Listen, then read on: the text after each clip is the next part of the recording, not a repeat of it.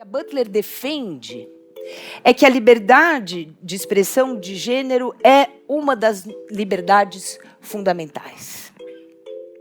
É esse aspecto, né, que me interessa aqui hoje ao me refletir a Butler, porque se a teoria dela contribui para uma reflexão mais aprofundada a respeito da democracia, é justamente porque ela entende a liberdade de gênero como uma liberdade fundamental.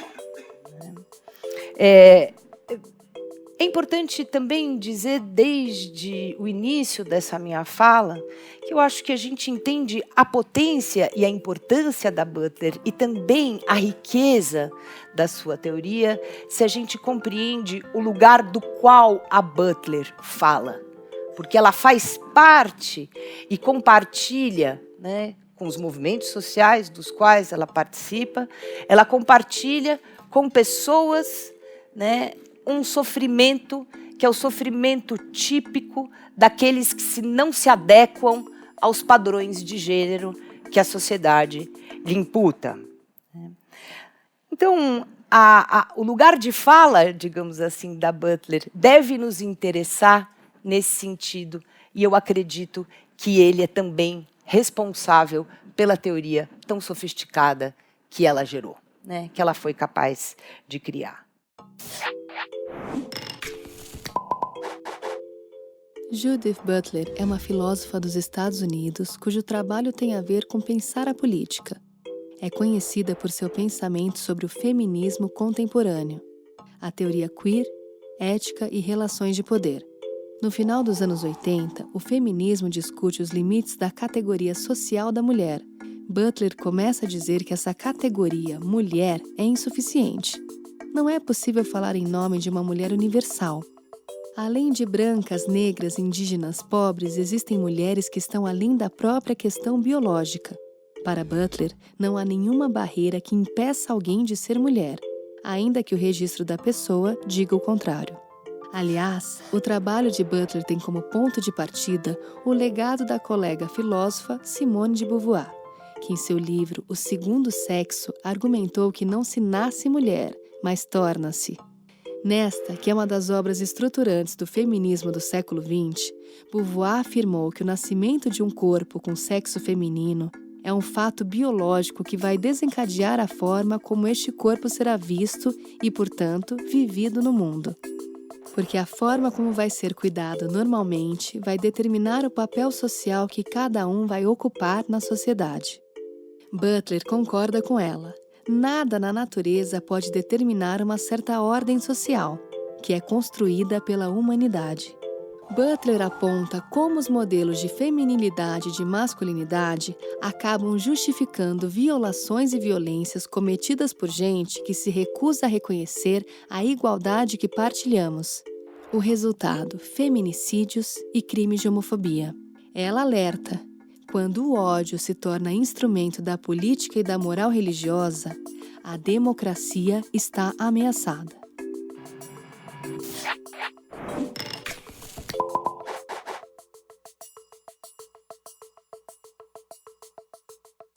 Então, né? Em nenhum momento a Butler nos disse que não há diferença entre os sexos. Nunca ela disse isso. O que ela disse é que nós precisamos prestar atenção nas pessoas que sofrem quando não podem ou não querem simplesmente se adequar, né, às expectativas que a sociedade atribui ao seu gênero. Ora, o problema é quando, e é para isso que a gente precisa prestar atenção, é quando essas expectativas geram não apenas sofrimento, a expectativa e a impossibilidade daquele indivíduo se adequar às expectativas que lhe são imputadas, geram não apenas sofrimento, mas também violência. Morte.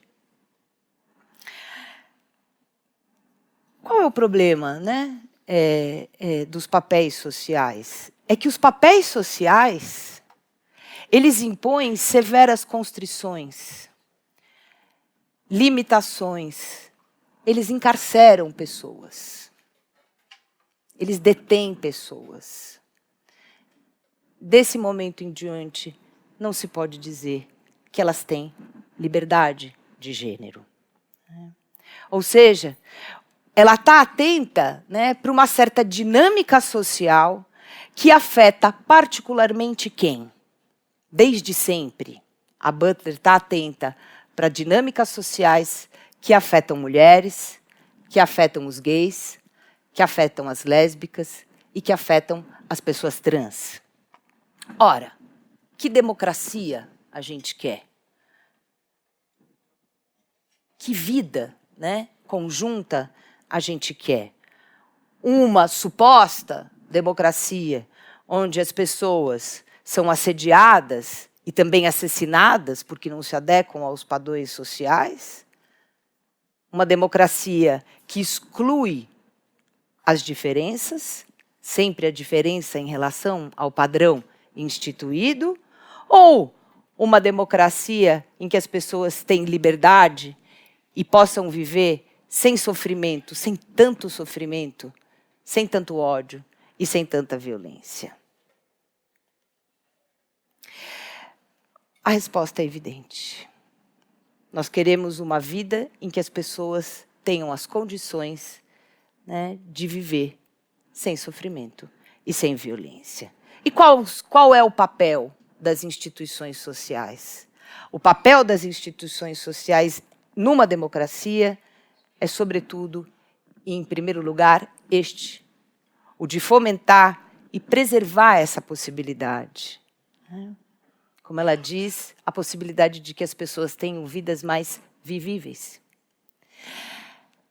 O que será que queriam aquelas pessoas, né, que desejavam queimar a bruxa Judith Butler? Acho que talvez elas tenham desejado expressar que defendiam uma outra forma de vida. Uma vida com menos liberdade. Uma vida com mais sofrimento. Uma vida com menos respeito pela diferença. Uma vida mais carregada de ódio. Tem um outro aspecto da teoria da Butler que eu gostaria de ressaltar aqui hoje. E que é um aspecto muito importante, né, para toda a teoria feminista.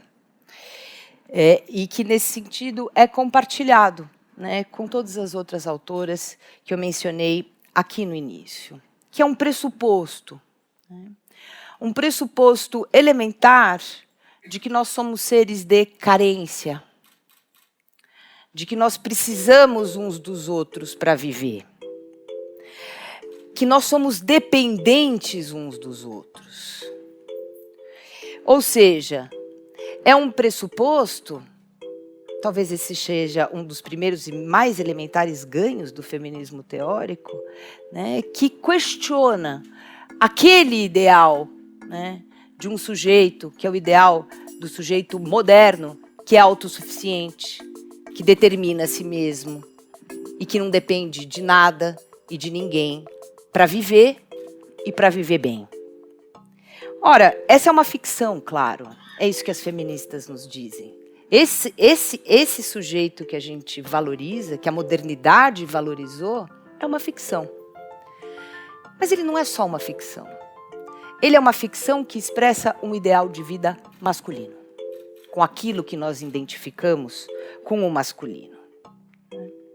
Ou seja, é em contraposição a esse sujeito autossuficiente que a teoria feminista afirma e reafirma, em contrapartida, que nós somos profundamente dependentes uns dos outros.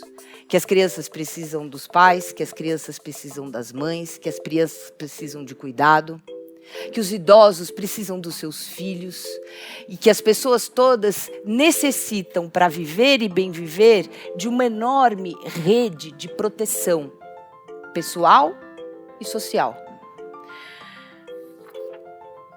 Que as pessoas precisam de cuidado, que as pessoas precisam de apoio. A Butler chama isso de vulnerabilidade. Nós somos vulneráveis, todos, igualmente vulneráveis.